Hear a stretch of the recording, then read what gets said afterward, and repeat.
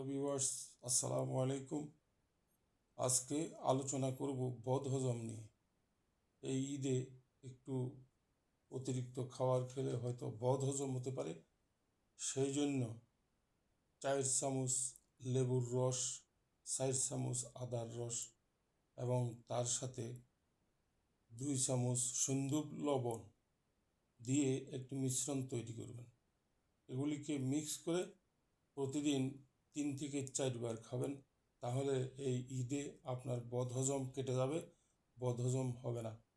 এবং আলু বোখারা খেতে পারেন কিছুক্ষণ পর পর, বা ডেলি 3 বার 3টি করে আলু বোখারা খেতে পারেন। এতে আপনার হজমের সমস্যা হবে না, হজম হয়ে যাবে ইনশাল্লাহ।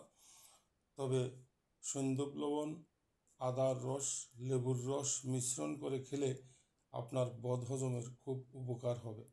তবে আজ আর নয়, এখানেই শেষ করলাম। আবার দেখা হবে ইনশাল্লাহ। আসসালামু আলাইকুম।